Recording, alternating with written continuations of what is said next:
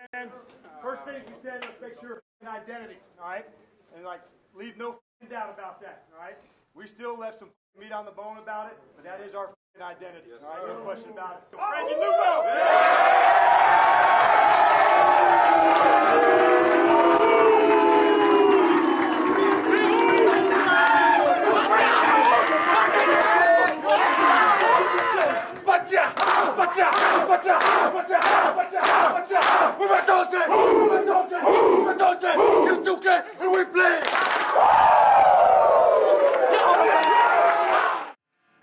Washington football. Woo!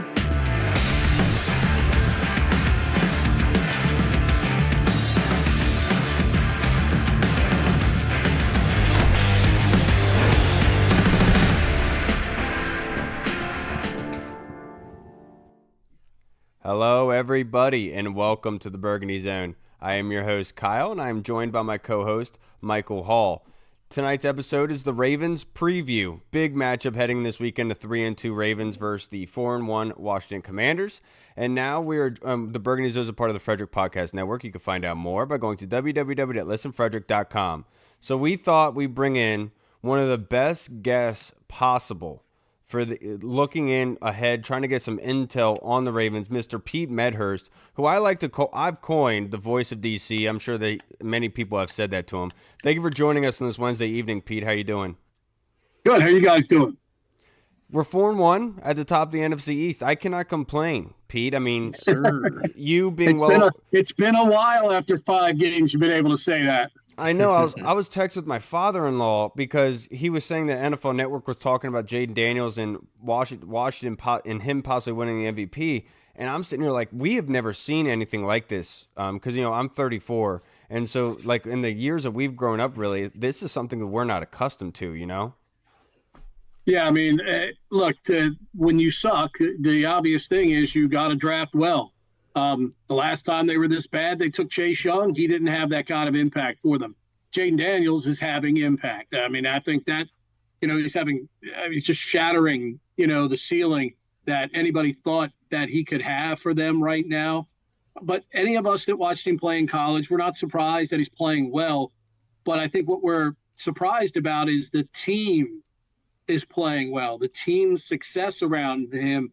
But when you have a competent leader at that position, he raises the confidence of the entire football team.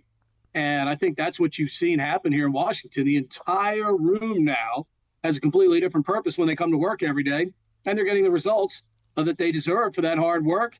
But, as I've said to anybody that's asked me this over the first 2 weeks of the season, when you marry competence in the front office, competence in ownership, head coach, and the quarterback position, you have a chance to be successful. Washington's done that right now. And, the question ultimately is, can they keep everybody healthy and continue to compete at this level? Because if they do, they've got a great chance right now in the NFC. Absolutely. Pete, couldn't said it better myself. But, you doing the post-game things on the Ravens, you know a lot about this football team. So with the Ravens, what is Washington's best ability to be able to be successful on Sunday? Because the Ravens defense, they're first in rushing yards. They're really stingy in that aspect, only giving up on average 60 yards per game. Where Washington right now in rushing yards, they're second with over 178 yards per game. So what is the best way for Washington to be successful? I mean, you could conceivably try to use the Cincinnati playbook. The Bengals made play after play last week until they didn't. Marlon Humphrey finally stepped in front of one of those slant routes that they'd been hitting all day and said enough was enough. And as a result, Baltimore got the stop they needed. Tucker gave them the field goal they needed. And then in overtime, they got a huge break when, Cincinnati muffed the snap and McPherson's kick goes wide left because you knew that if Baltimore got the ball back, they were going down and scoring. We didn't think it was going to be a 51-yard run by Derrick Henry that basically got him down there for the game-winning field goal by Tucker. But, can you attack them over the top? I think the tape tells you that at times, certain matchups, yeah, you can. But remember, Chase and Higgins are two of the best in the game. Burrow, one of the best in the game. That's a heck of a triumvirate. And I'll be interested to see how Washington tries to attack because it has been tough to run on Baltimore. There's no doubt. It's the top 2 running offenses in the NFL this week. We talk about both the quarterbacks, how well they've played. Ironically, it's both teams' running games that are probably the biggest reasons why they are where they are. And hear me out on this. Yes, I know Daniels and Jackson do great things, but it's because they have that complement in the other area. It makes them hard to defend because you can't just guess run. You can't just guess pass right now with them. And that's what makes both teams quite effective. And I mean, it's not out of the question. I know it's only 5 weeks in, but if we saw these teams play one more time later on this year, I mean, I'm not sure I'd be surprised by that right now, to be honest with you. No, I 100% agree with that. And you mentioned the run game, obviously with Lamar, just obviously one of the best, the best dual threat quarterback in the league right now. And you got King Henry in the backfield as well, just running behind that offensive line. But as we've seen, Lamar is getting better and better year by year in the pocket and in the passing game. I think he threw for over 300 yards against the Bengals defense last week. So outside of Derrick Henry in that running game, who do we need to be looking for on the outside or maybe at the tight end spot against the Ravens that can maybe do some damage against this defense? I mean, I think the great thing about what Baltimore's done, all 3 tight ends are doing damage right now. Mark Andrews, Isaiah Likely, and Charlie Kolar are all making plays. It allows them to go in 2, sometimes even 3 tight end personnel. You're guessing whether it's run or pass at that point. Kolar breaks one out for 55 last week against the Bengals. And clearly Andrews and Kolar especially are terrific blockers as well. Justice Hill has also had a fantastic year for Baltimore. Kind of gets lost in the shadow of Derrick Henry. He's made some big runs, some big catches for them out of the backfield. And quite frankly, Lamar's just done some real silly things, man. I mean, he just does things. He makes a play running to the sideline the other day, throws it back, across the hash mark, Likely in the end zone. I mean, there's about 3 NFL quarterbacks that can probably make that play. 2 of them are playing in this game this coming week. They're just blessed with strong arms, silly gifts as athletes. And it's what's going to give their teams this constant chance to win no matter week, no matter what, no matter who the competition is in the NFL. Did Baltimore sputter a couple of times early? Sure. Did Washington look very pedestrian against Tampa? Sure. They don't look like that team anymore. Baltimore doesn't look like the team that lost to the Raiders now either. So that's what this is a week-to-week league, man. And you just have to put one game away, move on to the next week. People were panicking after 2 weeks, and now Baltimore's tied for first place in the AFC North. So these things all work themselves out. And, through 5 weeks, we got 2 of the best teams in the league going at it here on Sunday. Yeah, you're not lying. And obviously the Ravens are one big toe away from being 4-1. Thinking back to that matchup against Kansas City, right, with Isaiah Likely's incomplete pass at the end of that game. But, obviously the Ravens are a very good team, but they're not awesome at every single level, right? So if there are weaknesses for the Ravens that Washington could exploit, Pete, what would those be? I mean, probably thrown over the top. I mean, like I said, you can try and emulate Cincinnati's game plan.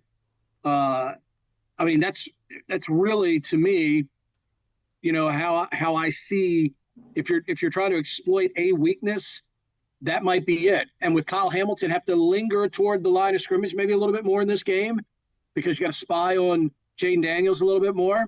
Then, now you got a little more man coverage. If it forces, Baltimore to play more zone, you can throw stuff underneath to Terry and let him percolate in there. So to me, that's the winning plan, unless somehow this offensive line, who's played great for Washington, finds a way to push around that front 7 for Baltimore, which, I mean, I'd be a little surprised if that happens. But, if the offensive line's played 10 times better than anybody could thought. For Washington. And obviously because I'm doing Baltimore's games on Sunday, I have to go back and watch the Washington games on tape, and it allows me to stop at my own pace and stuff like that. But the offensive line for Washington is just way outperformed what we thought was going to happen.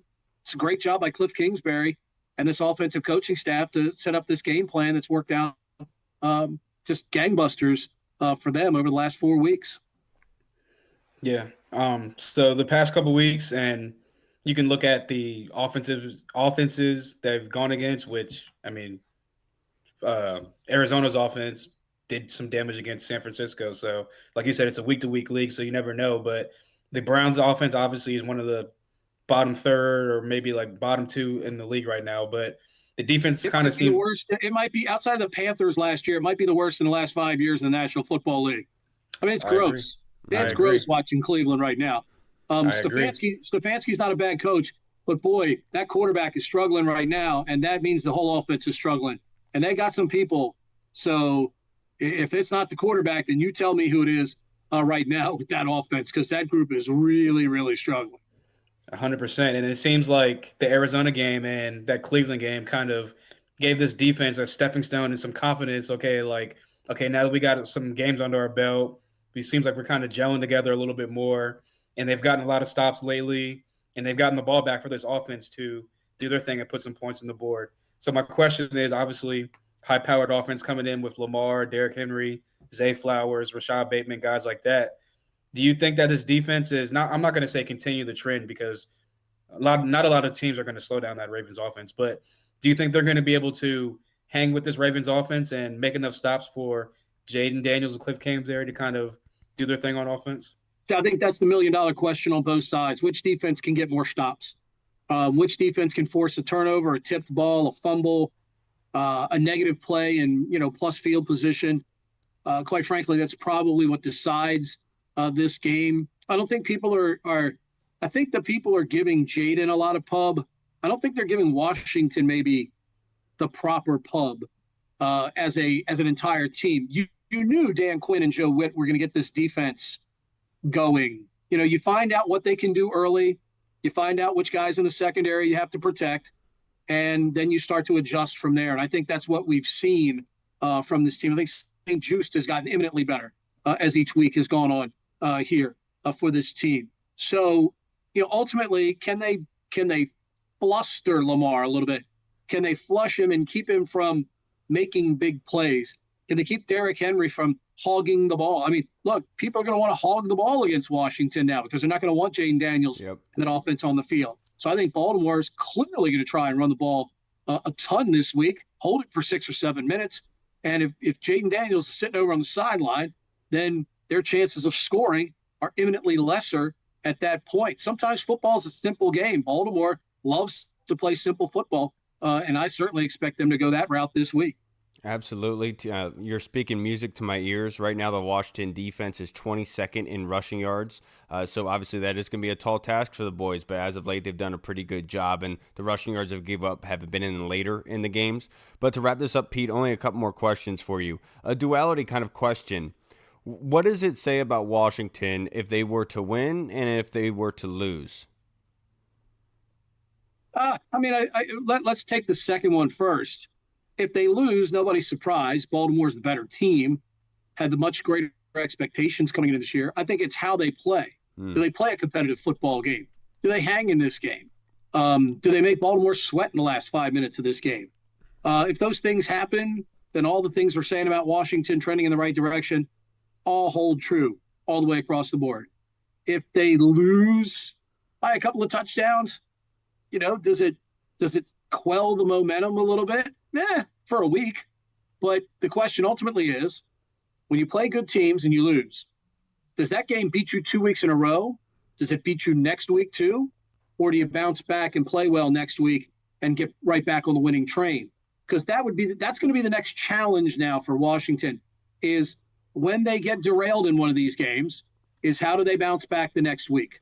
Because teams that are not used to winning, aren't used to being in these positions, does that quell your momentum, or do you get right back up on the horse and say, no problem, we got it, we'll get better next week and play? Because that would be the next challenge. If they win the game, then it just confirms everything in terms of the trend that they're going in the right direction. And then maybe, even the expectations ratchet up even further. I mean, there are people unconscious in Washington. There's going to be people saying Super Bowl if they can go out there and beat the Ravens. They already are, Mike. Mike, I mean, it's that word is starting to pop up. There are people never seen Washington in a Super Bowl. I've seen them in 3. In fact, I've seen them in 4. In my lifetime. They got clobbered by the Raiders in the 1. But I mean, look, you hope every year your team has a chance when they start the season. And whether you won 3 games the year before or 13, the beauty of the NFL, man, it's a different season each and every year. We only get 17 of these tasty cupcakes every year. And, as we start to get to the last one in that little plastic container, we start looking around like, okay, is there any playoffs out here? Could we get that? Come on, there's an extra cupcake coming from somewhere, right? And that's what you hope for. And for the first time in a while, Washington has a place to go where Baltimore fans have been going consistently now for several years. And that's into every Sunday, knowing that their team has a chance to win the football game. And by the end of December and January, hopefully have a chance to play in the Super Bowl. Absolutely, Pete, and you answered it perfectly.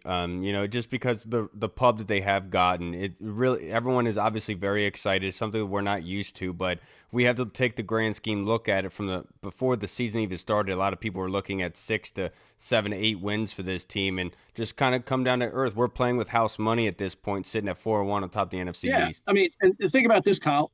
Who else in the NFC besides Minnesota, right, is reaching out and snatching you with the headlines right now? Right. It's Washington. Yep. So, that's the reason why they're getting a lot of this pub is they're earning it. They're going out and winning football games. A lot of people are sitting there going, man, Sam Darnold, they're 5-0. How's Minnesota 5-0? And you'd think Washington's like 10-0 right now with the way they're talking about Jaden Daniels and company compared to the way they talk about Minnesota around the league right now. But if Minnesota's the best team in the NFC and you look around, you're going, man, we kind of look like that. We look like we could play against those guys, and that makes you feel, it's just like what Baltimore fights with Kansas City right now. Every year, man, you're looking around, you're going, gosh, we're as good as those guys. We just got to make one more play than those guys. And, Baltimore knows right now the measuring stick for them is Kansas City. And, Washington looks around the NFC and goes, hey, man, who is it over here? Why can't it be us? So that's ultimately what you watch week by week in this league. And, does your team look like the other good teams in the league? Right now, both of them look like they're amongst the other good teams in their league right now. So, yeah, I know it's only week 6, but, you smile, you get happy. It's a big game. And then you got to move on to the following week because these games take a lot out of teams when they play against good squads. And maybe that Kansas City game beat Baltimore twice earlier this year. Who knows? You're a great point. I know you have to go, Pete, but one last question for you. Just speaking because them being the best rushing team in the NFL, obviously you want to limit Lamar, but how does Washington limit Derrick Henry just from the sample size you've seen in 5 games? Well, look, Allen and Payne and those guys up front got to move Baltimore's offensive line backwards. You got to try and move them backwards into Derrick Henry because you let 22 get ahead of steam, and we've seen with 4 or 5 already massive explosive runs from him this year. You let him get the engine cooking, and it's all over, man. It's all over. So, I think you're going to get a steady diet of 22 this week to probably 20, 25 carries, to be honest with you. And it definitely seems like their MO is that they let him run at the end of the game when everyone's a little bit tired, and he seems to have more success in that breath. Pete, I can't thank you enough for joining us, squeezing us in the little amount of time that you did have. Before you get out, you'd like to plug your social media handle and your show, just in case anyone watching hasn't followed you yet, sir. No problem, pal. At Pete Medhurst. I keep it simple on Twitter, and we're not Twitter snobs, so you ask us a question, we'll be glad to answer it. My man. Pete, have a good night. Enjoy, sir, and I enjoy your week and the awesome game on Sunday. Thanks, Kyle, Mike. Appreciate you guys. Thank you, sir. Yes, all right, sir. everybody, Thank we you. just spoke with a man, Mr. Pete Medhurst. Man, do I appreciate that guy. Man, I wish he was still on the radio more, man. I used to love listening to that guy. When I he was know. on 106 and 980. Dude, he's so good at what he does. But he brought up a great point just about Washington altogether, because that was my mindset was even if they do lose, it depends on how they play, right? I mean, if it comes down to like that Bengals sort of way where Joe Burrow is coming out just automatic, almost like with a perfect passer rating up until that fourth quarter and he threw the pick, right? But like that's the sort of thing you have to look at with Washington is how do you play in this game and how do you match up? We've been begging for competitive football, obviously, and that Monday night game against Cincinnati is when we truly got to see that. against a high-powered opponent. Hopefully they're able to be coming out again this Sunday, and I wholeheartedly believe they will against the Ravens. Yeah, no, I agree. Look, would I be surprised if the offense like had a little stifle this week and the defense gave up some explosive plays, runs, pass game, whatever it may be, and they lost the game like 30 to 13, 30 to 20, 35-20, whatever it may be? No, because the Ravens are a great team and a great offense, good defense, great culture. And I'm not saying that we're trying to reach that level, but like we want to be one of those teams that's consistently, like Pete said, in the mix, in the talk come December and January, which the Ravens have been for many, many, many years now. So that can be one outcome. But the outcome that I think is going to happen is what a lot of people think is it's either going to be a really Oh no, what happened to your internet, bro? Look at that face. a shootout, and it's going to go back and forth, and it'll be a close game, and they'll cover the spread, which I think is like 6.5 right now. So I do think that, this is a. Keep going. Are you there? Looks like I lost you again. Now, let's get to our fan questions to wrap up this episode. And we have a bunch of them to be able to answer here. The first one that we have is from the Colonel. Thank you, sir. His question is, DQ insisted today that Sunday's contest against the Ravens is not a measuring stick. As the network scrambled to get the Commanders into more nationally televised games, how can a game against the almost AFC champions from last season not be a measuring stick? That is a fantastic question. I know that my video just blacked out, everybody. I don't know what's going on with Zoom right now, so just give me a second to be able to recalibrate this thing. There you are. So, there you go. How can the almost AFC champions from last season not be a measuring stick? I understand where Dan Quinn is coming from when he says that this matchup against the Ravens is not a measuring stick, because he wants to keep the excitement level down, right, for the players themselves. And that's what when he speaks publicly to the media, he's speaking to the team, and he knows that. And that's why he kind of keeps it even keeled and saying, look, this is just another game. You don't want to put the P on a pedestal, so to speak. You know what I'm saying? And that's what he's going with the mindset of.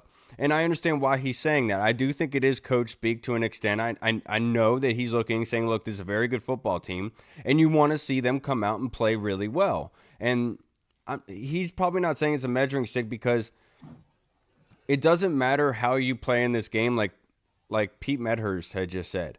It more so is about the season altogether. The season doesn't end after against the Ravens, right?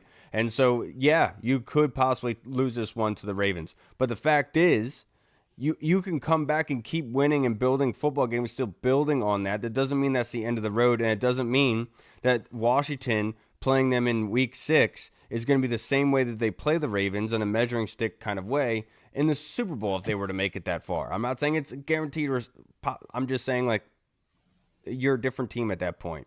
And so I can understand why he says it's not a measuring stick. As much as we would like it to be and everything like that, it comes down to, can you make enough plays on Sunday? And we'll see on Sunday. Yeah, like Pete said, like I was saying before, it's a week-to-week league. Like, yes, the offense has been rolling, and you saw against the Browns, they had a couple hiccups here and there, but they were able to create explosive plays instead of the normal 8, 9, 10 plus play drive to get to the red zone and eventually score a touchdown. So, yeah, at the end of the day, like, I don't think it's – I just, like you said, I can see why he's not saying it's a litmus test, because they're not even an NFC team. Like, you're going to get teams in the NFC to try to win your conference. Yes, they're one of the better teams in the league. They're one of the more consistent teams in the league. And you're pretty, like I said, you're pretty much want to be what the Ravens are, which is having a chance to compete for a playoff spot and a playoff run come January, December.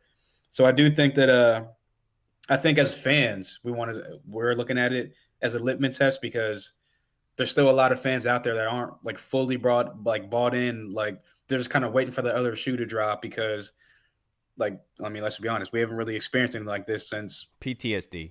Exactly. Like, honestly, someone explained it so well, like, analogy wise on the radio earlier. He was like, we all have that one female friend, or we know like a friend, or we know that person that It's like, oh, they have like a horrible taste in men. AKA Reed.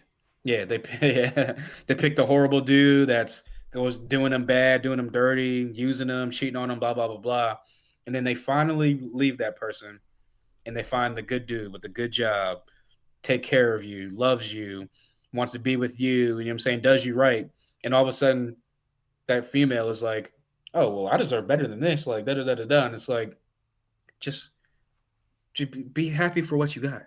Well, And I understand what he means by that. Essentially saying that you've been wronged by so many men before that, like, now that you've had the good guy, you're almost sitting there, when is the bad stuff going to happen that I'm so used to, you're just right? kind of waiting for the other foot to drop to be like, okay, well, this is almost too good to be true. Like I've never felt like this before. This is almost too good to be true. Right. So you're almost waiting for the bad to happen, and you're not enjoying the experience while you're going through it. And I just think that, Thank you. yeah, I just think that fans need to just be like, look, even if they lose to the Ravens, like you said, it's not the end of the world. There's still, Thank you. what, 10 more games left in the season. There's going to be adversity throughout a football season. Like, obviously, we normally face nothing but adversity, but it's about how do you bounce back from that adversity. To Pete's point, yeah, you can lose to the Ravens, you can get blown out, you can be a nail biter. It is what it is. It's on to the next week. It's on to, what did we face after that? Chicago or something like that. I think it's Carolina. It's on to Carolina and Andy Dalton and that team. You can't just dwell on the, oh, well, if I would have done this, we could have won this game. Or if I would have done that, it's all about, okay, wipe it off, come back next week. And if we blow the Carolina out again, it's not like, oh, like it's what we're supposed to do. We're supposed to beat down the teams that are lesser than us in our eyes and in their eyes. If the Ravens are above us and we can play to their level, then, like Pete said, we're going in the right direction.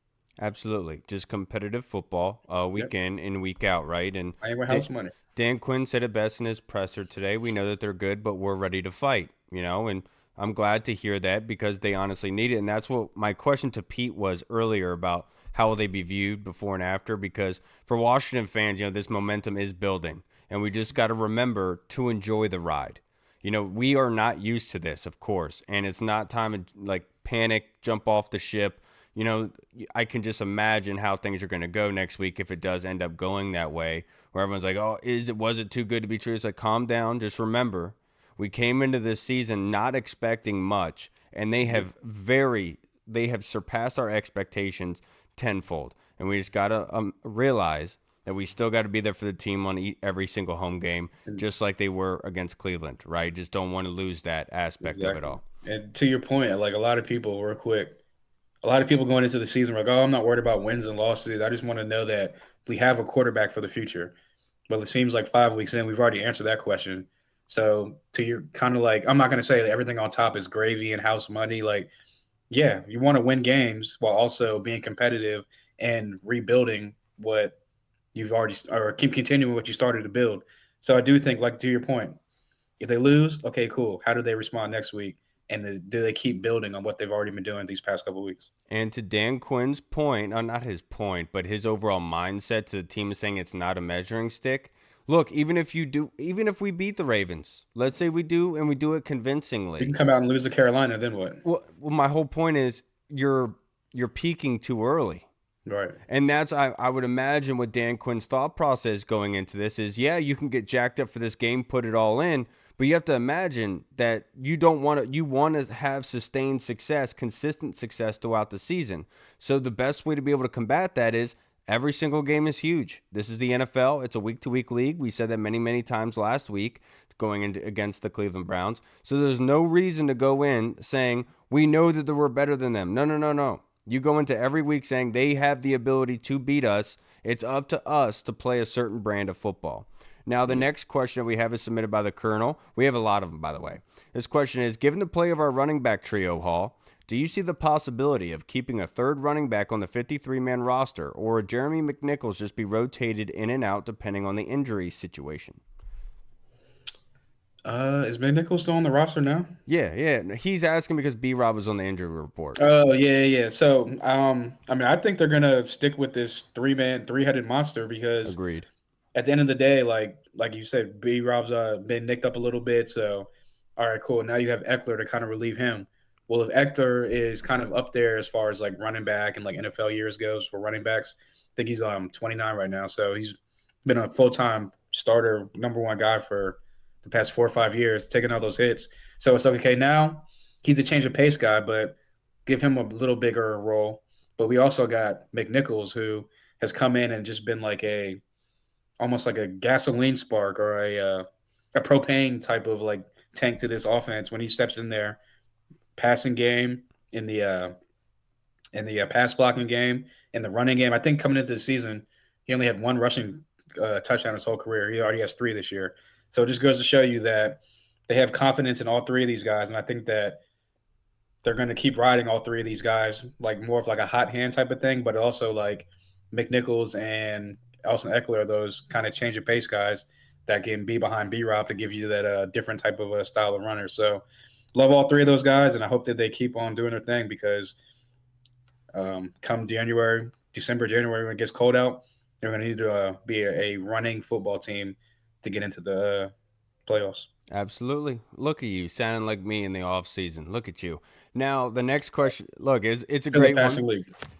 It's a great question, Colonel. I think they keep it the way that they are. I think that B-Rob will play. The reason why he didn't play much in that second half, despite my fantasy team truly needing it, it's good. This is the reason why, is so he can play this week, just in case something were to happen in that game. They're going to give him a little bit extra rest, depending on whatever is going on with him. Obviously, some people I know Disco on Twitter had said that he thought B-Rob was hurt during that game. I saw other tweets saying that he was in pain on the sideline. So you just want to give him that extra rest. But I think what they're doing is perfect at this point with that 3-headed monster that they do have. And so just keep it going in that breath, and let's keep running the ball well. But it's going to be a really hard matchup for them because the Ravens, obviously, like I said, in rushing yards, they're first, only giving up 60 yards a game. Passing-wise, they are 31st, giving up over 280 yards per game on defense. So that's really where you're able to do some work, obviously. But I think Washington knows that, but there is ways to attack it that you can take advantage. And to be perfectly honest, you can look at this almost like in the Tampa Bay matchup in a way, where Tampa Bay last year were one of the best teams in the league against the run. And so that first game against Tampa, there wasn't many runs because they were hitting brick walls, and Jaden had to do a lot more of that. But what Jaden is different in this time around, counter to week 1, is keeping his eyes downfield, finding those outlets, and that's where that 31st in the league in passing yards comes into play. Just being able to take advantage of what is offered to you. Now, the next question we have, thank you, Colonel. Next question is from Big Tony Shivers. Hall, who is a threat to keep an eye on the Ravens outside of Lamar and Henry? Yeah, I would say you could look at Zay Flowers or Rashad Bateman, guys like that. But I would say a guy like Isaiah Likely, who's a tight end, but you can flex him out, put him in the slot. He's good in the running game, so he's not one of those guys that's like a tell of like when he lines up, oh, he's on the end of the line, he's going to pass play. Or he's flexed out, it's a pass play. Like, no, he's a good blocker as well, so he can help out in the run game. He's a red zone threat as well. He's a big, tall guy, athletic guy, can go up and get it.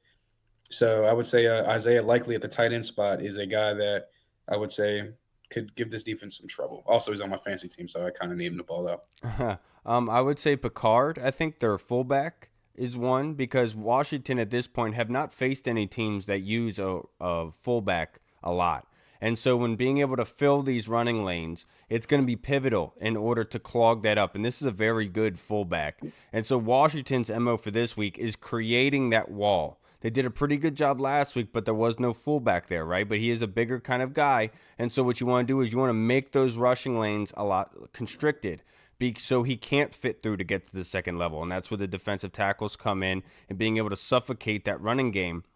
And obviously they're going to bleed you out as the game goes on, which Lamar's legs added separate element to that. So I would say Picard, their fullback, I think I'm saying his name right, is one to obviously take a look at and to keep your eye on. But I was going to say Isaiah Likely did a great job with that, but also Zay Flowers. Zay Flowers, obviously, is somebody you got to keep your eye on. They've done a good job as of late of limiting big plays. Benjamin St-Juste had a very good game on Sunday, being able to strap up Amari Cooper, and Zay Flowers does have more speed over the top. So Benjamin St-Juste has to be a lot more physical at the line of scrimmage, stop those passing plays. But I think the MO from get-go against the Ravens is going to be to limit that rushing attack so Lamar doesn't have the threat of play action. If you're giving him the short down and distances on third down, that's when things are going to get really, really sticky, and it's not going to be very good for our defense. So most important thing is to be able to limit Zay Flowers and that running game, and I think you did a great job with that. I would also add Justice Hill, somebody out of the backfield, using as a passing down back. He's electric. He's been doing very, very well, and so that's somebody else you also got to keep your eye on, of course. Now the next question is from Yam Sensei in the Discord. Hall, I have seen on a few shows on TV, radio, and podcasts people discussing Jaden and his merits towards certain titles and accolades such as Rookie of the Year and MVP, etc. But that is neither here nor there. During the discussions, I keep hearing the detractors say that he shouldn't be considered much beyond the hype. Oh, my bad. Already, since most of the touchdowns are going from the running game and not his passes. Now, I'm not trying to hype him up for any awards, but to me it should be his overall play as another piece of the puzzle that people should be concerned about to help get those touchdowns. And whether he threw them or the run game got them is inconsequential. What is the Burgundy Zone podcast personal take on this? Are you guys like me, or are you more on the pundit side that it's still too early to judge because of the hype? As far as like MVP or stuff like that goes? Yeah. Yeah, I was going to say, I mean, I'm not going to say Offensive Rookie of the Year is wrapped up, but I mean, it's kind of wrapped up. But I would say that I'm pretty sure he's like top 5 in like the voting right now. So he's kind of in that category of like guys that are like on the list of candidates or whatever. But he's not the top 3 guys. Like I'm pretty sure it's probably like Darnold and 2 other guys. But I would say that I think Lamar's probably on that list too. But I would say that I would say it's a little – I don't think it's too early because what he's doing is like every week it's like first quarterback to do this, first time since da-da-da-da, this happened. So like every single week he's kind of doing things that make you kind of go, okay, like or drop your jaw, or make you go, okay. I thought like, you were going to say drop your drawers. I was yeah. like, whoa. I mean, I don't know if you're into that kind of stuff. Cool. But, yeah, so I don't think it's too early to say that. But at the same time, I like Jaden Daniels' approach of he's not worried about that type of stuff. He's just worried about studying the film, coming in here, making my team better day in and day out, practicing hard, and giving praise to his guys. So, yeah, I don't think it's too early. But I will say this. Even if they come out and lose or whatever and honestly, to your MVP point, whenever Jalen Hurts was in that conversation at MVP, like, yeah, he wasn't making a lot of passing touchdowns, but they combined his rushing and his passing. So if you combine his rushing and his passing with his turnover ratio, it's top of the league or like towards the top of the league. So I don't think it's too early to consider that, but he's top 5 right now in consideration. If he goes out there and plays well against the Ravens, win or lose, I think he's going to jump up to like number 3 in that consideration. If they go out there and win, and more than likely it'll be because Jaden Daniels balled out and did his thing against the Ravens, I can definitely see him jumping into that number 2, number 1 spot, probably behind Mahomes. So to a longer answer, I would say it's not too early for that hype, but I like the way that Jaden's handling it, which is keep your head down, go to work every day, make your team better. How can I make my team better? And so, I don't know. I think that, I think you're right on par with it because the detractors are saying, well, the hype with Jaden Daniels is coming from the success of the run game, and that's where most of the touchdowns are coming from, and you can't really give all that much credit to Jaden because the running game is doing blah, blah, blah, which you're right on par with, Yam, in your assessment of it. Coach Greg Curl asked me before the season started if I thought that Jaden Daniels could win Offensive Rookie of the Year. My point being is worry about winning football games, and those awards will come with that success, i.e. Tom Brady. When you looked at Tom Brady's way of playing, he was not phenomenal at really much. He didn't have the strongest arm. He wasn't the fastest dude. But what he did is they got a lot of rushing touchdowns with Tom Brady. But the fact is they always won. And that is what mattered most at the end of the day. And that's what really popped him up for those awards. And the one year that he was statistically one of the best quarterbacks in the NFL, statistically, in 2007, they lost in the Super Bowl. right? And so it's much more so about winning football games, and everything else will come into play. So let them talk saying that the hype isn't warranted. That's fine. Let the wins speak for themselves, because at the end of the day, they will. And that's the point with Jaden Daniels is he operates almost like Tom Brady, where the plays that he makes aren't overwhelming. It's not like a Cam Newton out there or Robert Griffin III or Mike Vick. He's much more so a very calculated. He's like a heart surgeon out there doing open heart surgery, just very intricate. These little small things that he does to help move the chains down the field, where it flips it from you're on your own 40, now you're on their 30, and now you're in scoring range, and they're able to get upfield with the running game. So like you said, Jaden is a part of the machine. He is not the only great thing about the machine. He is just a piece of it, and that's exactly what you want out of a rookie quarterback. And he is invested, and like you said, the Tom Brady-esque type way of just continue to go to work and try to get better. And that's the best way that you can do this thing. Don't worry about those awards. Let the people talk. They need views. They need ratings. That's why they say these things. At the end of the day, Jaden is doing exactly what he's supposed to do. Keep your head down. Like you said, tunnel vision. Worry about your opponent for the week, and everything else will play out for itself, of course. Now, the next question we have. Hall, are you still there? Because it looks like your video went out, and of course, there you are. And next question that we have. I thought yours froze. You froze on my screen. Oh, did I? Now, Yeah. The next question that we do have is in the Discord. Thank you, Yan. That was a great question, man. This question from Andy Lockhart in the UK from the 1 Point Safety Show. Oi! Oi. What is the key matchup that we have to win to be able to win this game, Hall? I'm gonna go with what Pete said, which is in the trenches. The defensive line is gonna have to change the line of scrimmage up front with the Ravens offensive line, push those guys back, like you said, create that wall, and be able to fill the gaps and stop Derrick Henry, and in turn, hopefully be able to stop Lamar, kind of bottle him up, keep him enclosed in the pocket or inside on the field. And yeah, I would say like Newton, Mathis, Allen, and Payne are going to be pivotal in this game, and Luvu and Wagner. The whole front seven are going to be pivotal as far as making that wall, stopping Derrick Henry in the backfield or at the line of scrimmage, and limiting Lamar in the run game as well. Definitely going to come down to the D-line in the trenches this week. For me, the key matchup, I'm not going to say it's a matchup, Andy. This is going to be a cop-out answer for me. It's the turnover battle. Lamar right now, he's 98 of 150 for 1,200 yards, 9 touchdowns, 1 interception, 53 rushes, 353 yards on the ground with 2 touchdowns. So in total, he has 11 touchdowns and 1 interception, but he has 4 fumbles on the season. So when Lamar does get outside the pocket, when he is going around, got to make sure you're punching that thing out. Along with Derrick Henry, he's a big dude. It's hard to bring him down. Well, when you do wrap him up and he is struggling to keep things going, get your hand in there, knock that thing out. I think this is the turnover game. And Pete kind of highlighted it a little bit earlier by saying, the turnover, getting a stop here and there. This is where the turnovers pay dividends. Because we going into this, them being number 1 against rushing yards, we don't know how the offense is really going to be able to respond with that. Are they going to be able to put up the yards that they need? Well, we need the ball back. And it's going to be instrumental in being able to do so. So if Lamar does want to get out of the pocket, make sure he feels it. Make sure you're hitting him hard. Make sure he is not able to get upfield. And when he does, pop that ball out so we can get it in return and hungry, because we need those turnovers. And so for me personally, the key matchup is the turnover battle. And this is one that you cannot lose in. You cannot lose in. We got to get in the positive in that aspect. And same thing for Jaden Daniels in this game. You cannot turn over the football whatsoever. Next question. This is kind of a fun one, real quick, Hall. Who is your favorite current NFL player who is not now or never has played for Washington, and why? Ooh, that's a good one.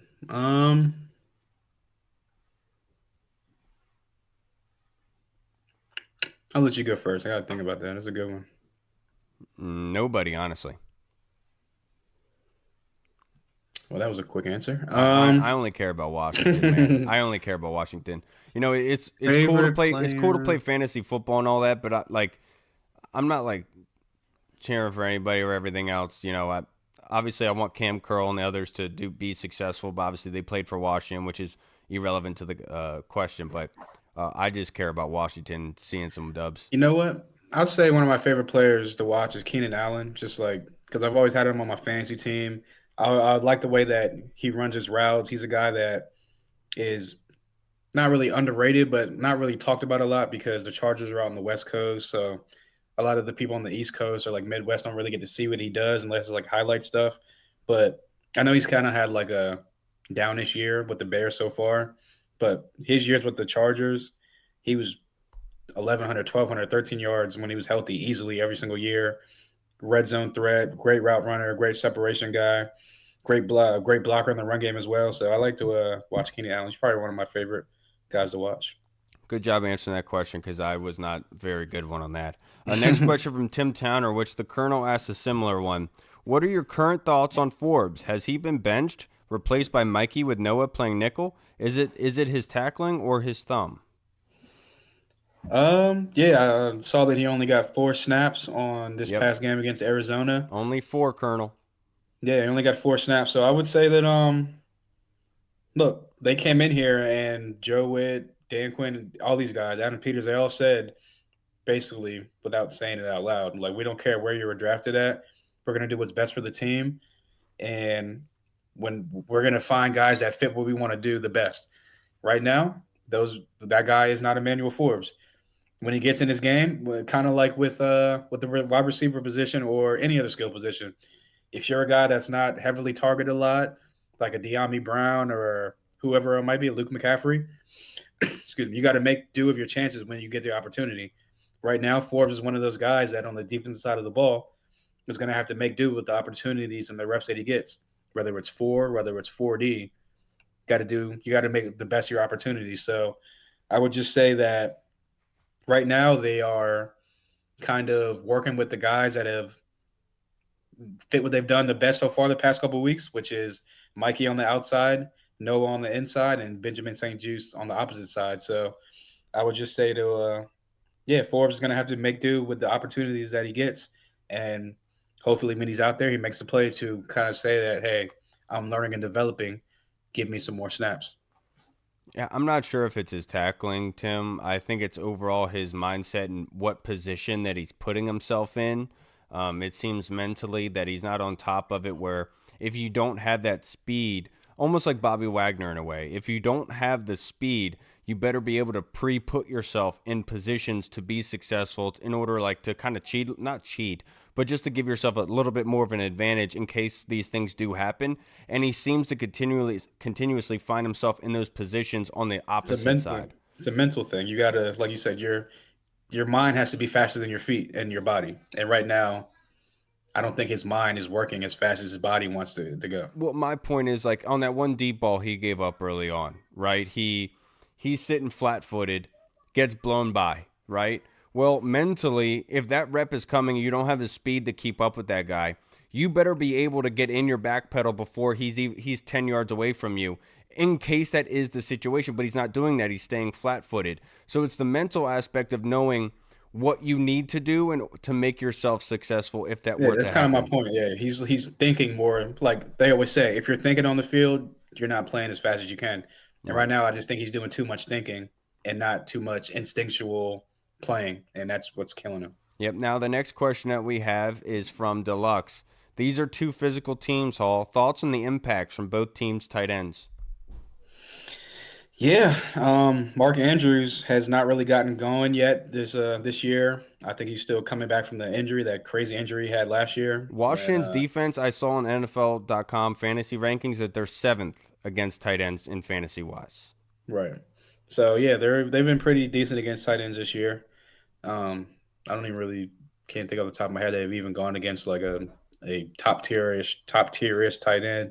And Njoku's pretty good, but he's coming back off the injury. And they had Jeremy Chin on him, who did a very good job on Njoku. Right. McBride was out against the for the Cardinals, so he's a top tier guy. So, yeah, they've been pretty good against the tight end. But again, Isaiah Likely is a guy that he's not one of those tail tight ends where if you line him up in the game, it's going to be a pass play, or you line him up in the game, it's going to be a run play. He's super athletic, great red zone target, a great 50-50 guy, can go up and get it. Mark Andrews, like I said, hasn't really gotten going yet, but he can burst out for 5 catches for 60, 70 yards and a touchdown at any point in time. That's been Lamar's guy for many, many years. I just think he's working back from his injury.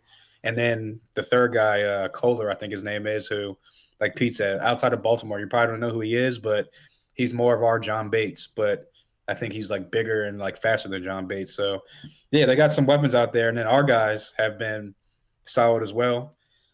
The old man Ertz is out there doing his thing. And I think Sennett is developing good, great blocker. And just like Luke McCaffrey, he's running free on a lot of plays. It's just you got to work him into the offense and see him on the field. So I think eventually Sennett will get going as well. So I'm definitely their tight ends are threats, and our defense has a tall task this this coming Sunday. Yeah, the Ravens' passing game definitely runs through their tight ends. Years past, that's typically what they have done. Lamar has done a very good job over the past 3 weeks of continuing to get better with his completion percentage, and the tight end usage is getting better and better. Hey, guys, how you doing? So I think the tight ends are going to be obviously huge in this matchup for both teams, but Washington has yet to really capitalize with their tight ends and doing a very good job with them. Say hi, guys. And so, sorry, we got a special guest with us for the last of this episode. Can you say hi, Cash? No, can you say hi to Mr. Mike? Hi. Can I go in? Yep, but it's time for you to go with Mama, Bubba. I love you. Oh, yeah, you got new boots today. So the tight ends are obviously going to be massive, Deluxe. But I think that ultimately this is going to come down to Jeremy Chin, those linebackers being able to cover those guys, putting themselves in good positions to limit them. And the blocking is obviously huge. So Washington, Ben Sinnott has been able to get free. Charlie Kohler coming from Iowa State. He was a guy that I kind of poo-pooed over Cole Turner, but obviously the Ravens do a very good job of developing their tight ends. And so he's somebody you just have to not forget about, right? Not that guy you don't want to allow around the line of scrimmage. But there were some plays where Ben Sinnott was free behind Terry McLaurin that could have been for a huge gain. So those are the sort of opportunities that Ben Sinnott, just like Charlie Kohler has done, being able to sneak around, get past them, and hopefully Jaden Daniels is able to see those guys and take those chances, be able to hit them deep downfield so we can score some more points. So I do definitely think the impact's going to be massive. Now the next question from Deluxe. This staff consistently speaks of matchups for each week. They don't have 11 starters. The Ravens present a different challenge. Which players on defense may get more or less reps based on that challenge? I would say more reps. I would say maybe this might be the week where we might see Forbes get more than 4 snaps this week, just because it seems like Forbes has a problem with the guys that are like twitchy and like the bigger physical guys. And I feel like we got Mikey or we got St. Juice that or like maybe a guy like Quan Martin or somebody that can like kind of run with Zay Flowers. We got St. Juice can kind of do his thing with Rashad Bateman. And I feel like a guy like Nelson Aguilar or one of those like third or fourth guys can wouldn't be able to burn Emmanuel Forbes as bad as like people like would like to think. So I think that maybe Forbes gets maybe an increased snap count this week just because, like I said, the matchup thing. And as far as decrease, I would say You don't have to. I would say He maybe was an or. Oh, okay. Well, yeah, I'll just say Forbes then on defense. For me on defense, I think it's a combination of Newton, Johnny Newton, and Fedarian Mathis. Because the Ravens, I said it before, I think their MO is allowing Derrick Henry to get into the game later on and getting more of that heavy, getting him outside, getting that defense tired, and then having to go tackle that big MFer down the field. And so having that rotation of defensive tackles, making sure that they're very well rested, that they're fresh, go all game long is going to be very important. And so I think that those two young men are going to need a lot of those reps. But also, I think this could be another Derek Forrest game where he's actually coming in on defense and helping, because that 50-yard run by Derrick Henry against the Bengals happened in overtime, and it happened on an outside run. I think the Ravens are going to come into this matchup saying we got to make sure we hit Henry, not always in the hole. If you are presented that brick wall, we got to get him on the outside. And so tackling well on the perimeter is going to be vital to limiting that Ravens offense, to limit those offensive big plays. And so I think that's going to play a huge part in this. And Quan Martin leaving that game in the second half with that shoulder injury, you don't know how well it's going to come out this week. So I think Derrick Forrest is somebody that could possibly be getting more reps given that opportunity. Now, the next question that we have, last one, is from Chris Comerton, which congratulations, by the way. I think he has another grandkid on the way, or just got one. Congrats. If we beat the Ravens Sunday, how much does that change your expectations, especially if we beat them convincingly? I don't really think it's gonna change my expectations because they've already exceeded my expectations up to this point. And yeah, like I said last week, I was one of those people that was like, "Oh, the offense is gonna take some time."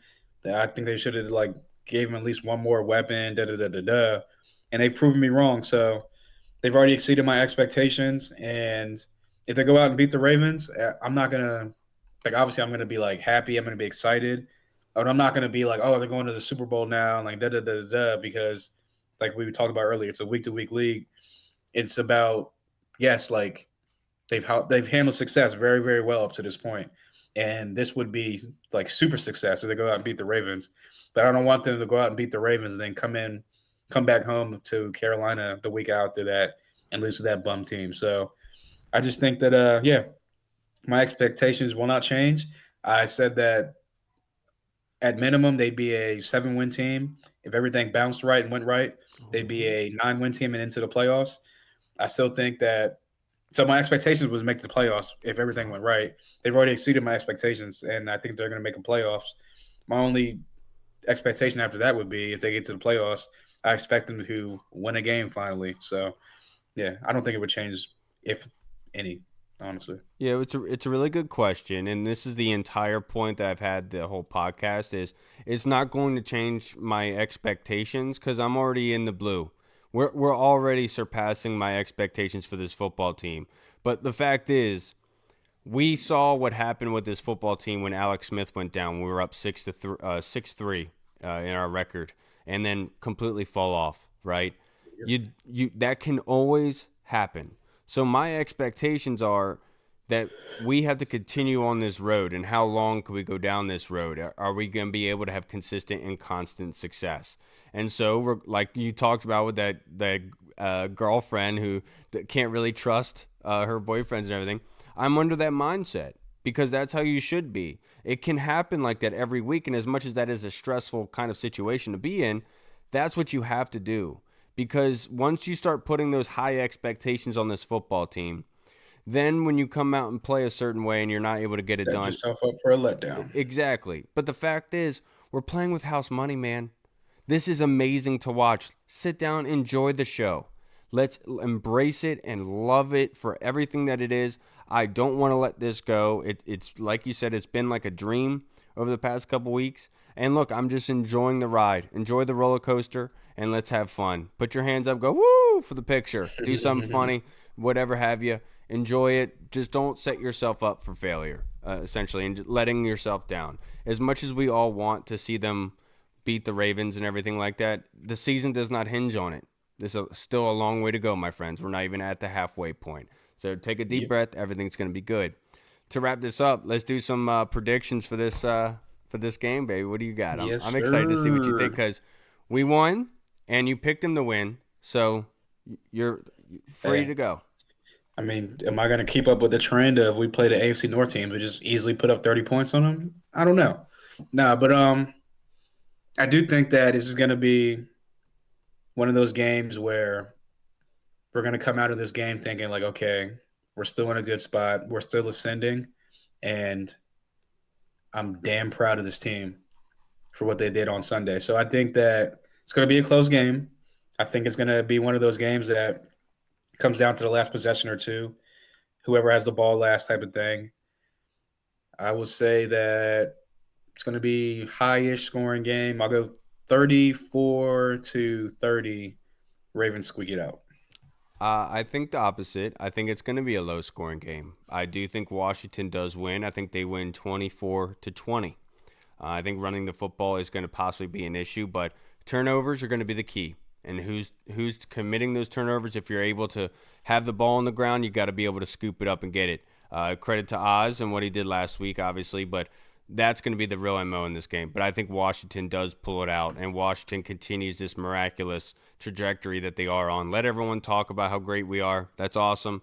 keep your nose to the grindstone. It can get away from you any time. But honestly, I really love what's going on with this football team. I hope that I think the defense is going to continue what they're doing. The big aspect of it is hitting Lamar to the point where he doesn't want to run anymore and making him flustered. You have Lamar at his worst is when he's chaotic, is when he's thinking too much because of what the defense is able to do to him and get him off balance. And so that's the one big cog in all of this. It's just making sure there's chaos all around Lamar. I know it's hard to do that because they're one of the best pass blocking offensive lines in the NFL at this point. And obviously it helps a lot with the run game, which goes into my point all offseason. But that's what I think is going to be the big issue here, is just making sure Lamar is flustered. You're able to hit him when he gets outside the pocket, make him drop the football on the ground, let him get hard on himself, get angry, and then you can kind of take advantage at that point when he tries to force things, and that's where the picks come in. And obviously he's only committed one so far this year. So that's where the big thing for me is. How mad are you going to be if Rashad Bateman goes for like over 100 yards and 2 touchdowns? I know you're gonna let me hear it too. But that's fine, dude. As long as we get the dub, you can crap at me all you want. I don't care. Just like that Brandon Ayuk thing. You know what I'm saying? Like, of course, yeah. I'm not gonna give him his flowers, honestly, but I'm happy for him. I'll be like, I knew he could do that, but also I'll be like, damn, really? We'll let Rashad Bateman do that? Like, come on. Like, come on. He's not. All right, everybody. That's gonna wrap us up for this episode. I'm Kyle. I'm Hall. And this is Corey. And we will see you guys again on Sunday after the game. Do you want to say bye? You want to say it louder? Good job. All right, everybody. We'll see you then on Sunday after the game. Hopefully it's a dub. If you're going up there, please represent. Be safe. I don't think we need to say the obvious about where that game is going. Just be safe, please. Don't get too intoxicated to the point where you don't remember what you're doing. It's not far from the water. That's all I'm saying. So be careful, boys. All right, everybody. We will see you again on Sunday. Have a good, safe week. And, you know the biz. Washington football. Woo! Peace. What's up, everyone? This is Kyle from the Burgundy Zone. We are releasing our own merch to support the show. If you want to rock the Burgundy Zone logo or you want to see Reed's face on your shirt, we got it. We're starting with t-shirts, hoodies, and zip-up. So if you're a fan of the show, make sure you snag one before they are gone. Check out the link in our bio on Instagram, or you can find the link in the description of the video. Thanks again for all your support. Until next time.